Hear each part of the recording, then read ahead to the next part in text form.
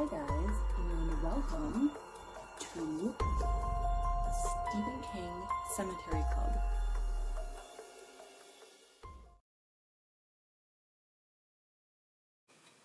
Okay guys, we are on the last section of the Gunslinger, and this chapter has a lot of philosophical ideas in it, a lot of stuff that you're not going to understand until you've read the whole series of the Dark Tower books. So I don't want to get too in-depth in what I think of a lot of the philosophies are, because I don't want to ruin it for you if you haven't read it yet. I really encourage you to keep going, and before I get to the next books, start reading them on your own. Jake has been cast into the pit and has died. Roland is following the man in black because he is needing information from him. He wants to talk to him. So the man in black leads him away, and they go to this place that's covered in animal skulls, animal skeletons. Roland collects some wood, and the man in black sits there and waits for Roland to put the wood down, and then he assembles a fire for them. He produces a rabbit from his sleeve and he cooks it, which Roland does not want to take part in because he is afraid of enchanted meat. And the gunslinger just kind of has to wait for the man in black because he is the one who's in charge and he's the one who is running this entire thing.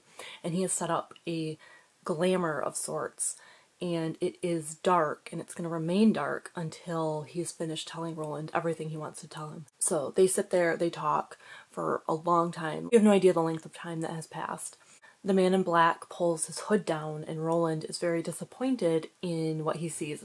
It's just an ordinary man, nothing spectacular, and it reminds me of the reveal of Barlow from Salem's Lot, how he's just kind of a normal guy. He's not the monster that appears in the miniseries, he's just a normal guy, more like a typical Count Dracula. And Roland says he expected someone older. Quote, "Why, I am nearly immortal, as are you, Roland, for now, at least. I could have taken a face with which you would have been more familiar, but I elected to show you the one I was, born with." Page 211. The man in black pulls out some tarot cards, and he starts explaining them. 7 are drawn for Roland, and he starts explaining all of them. So we have the Hanged Man, who represents Roland, the Sailor, who represents Jake, the Prisoner, which I believe is going to represent a character named Eddie, who we will meet later. The Lady of the Shadows, who is two-faced, and, quote, "she broke the blue plate." And at this point, both Roland and the man in black are uncertain what that means, but we find out later. So if you've already read it, you already know what it means. And that will represent someone else who we will meet in the next book. Then he gets Death, which the man in black says it's not for you, the Tower, and then the last one is Life, which also is not for Roland, according to the man in black. That card is not for him. Earlier, the man in black had said, quote, "Yet you have no idea how close you stand to the Tower now as you resume your quest." Page 212. So it's one of those things that you wouldn't necessarily catch when you're reading it. You have no idea what it means, but having finished the series, if you reread this, you're gonna like, oh yeah, that makes sense. So without spoiling anything, it will make sense later. And Roland is confused by this. The man in black just kind of rushes past it. He's like, not going to dwell on the meaning of this. Man in black sends Roland this crazy vision of the creation of worlds, the creation of creatures and life and the stars, light, everything. And it is so immense, and it shows Roland so much that it almost breaks him. And when he comes out of it, the man in black even says, "Had I shown this to your father, he would have come back kind of fucked up. You were able to withstand the vision." And, Roland has gotten some imagery from it. He has gained some knowledge from this. When the man in black is talking about Roland's dad, he says, quote, "I made your father and I broke him. I came to your mother as Martin. There's a truth you always suspected, is it not? And took her." Page 219. So Martin, Walter O'Dim, the Man in Black, they are all this same entity, just in different iterations. We get more hints dropped. The Man in Black says, quote, "What hurt you once will hurt you twice. This is not the beginning, but the beginning's end. You'd do well to remember that, but you never do." Page 219. And then we get into a huge philosophical discussion.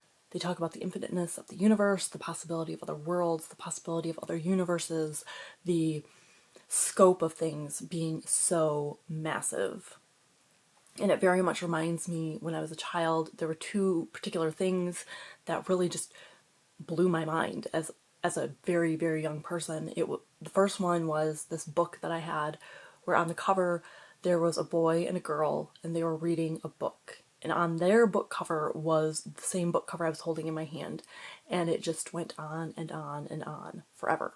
And that fascinated me to no end. The other thing was, in a bathroom at my grandparents' house, there was a mirror facing a mirror, and I used to stand in front of it and just see myself endlessly repeating in the mirror, and it just delighted me and scared me and fascinated me. I looked at that for a long time, and that was one of my favorite things, was to go into that bathroom and just look at that endless repeating. It was fascinating.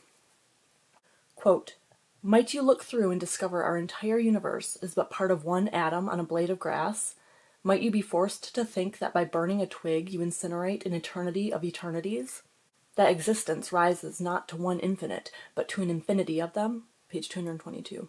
So the Man in Black tells Roland he must go west, he must go to the ocean, and that's where he will draw the three. And he tells him that the advice that Court had given him, the advice to wait, was bad advice, because he says that his father, Stephen, sent Roland away, which we'll find out why later.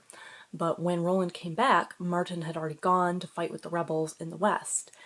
And he said, what you didn't realize is that there was someone who reminded you of Martin in your town of Gilead, and that person was me. And Roland is just awestruck. He's like, oh, you changed. You didn't leave. You just changed your appearance. So the guy has just been a constant fixture in this story. So they talk some more. We have no idea how much time has passed, once again.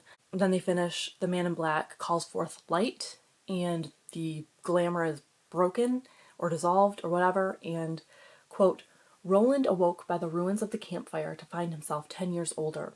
His black hair had thinned at the temples, and there had gone the gray of cobwebs at the end of autumn. The lines in his face were deeper, his skin rougher. The remains of the wood he had carried had turned to something like stone, and the Man in Black was a laughing skeleton in a rotting black robe. More bones in this place of bones, one more skull in this Golgotha. Or is it really you, he thought. I have my doubts, Walter O'Dim. I have my doubts, Martin that was." He stood up and looked around. Then, with a sudden quick gesture, he reached toward the remains of his companion of the night before, if it was indeed the remains of Walter, a night that had somehow lasted 10 years. He broke off the grinning jawbone and jammed it carelessly into the left hip pocket of his jeans, a fitting enough replacement for the one lost under the mountains. That's on page 230. And at that point, he heads toward the sea. He is 10 years older, which is startling. Quote, "He began west again, his back set against the sunrise, heading toward the ocean, realizing that a great passage of his life had come and gone. I loved you, Jake," he said aloud. Page 230. So I don't know if the great passage of his life is speaking in terms of length, which it is, or in terms of quality, which I think it also is. So it could be some of both. It could be one or the other. I'm not sure which. And Roland reaches the ocean and he sits and waits for the drawing to begin. So he's just hanging out by the sea, waiting, watching the stars and thinking. Have a spooky day.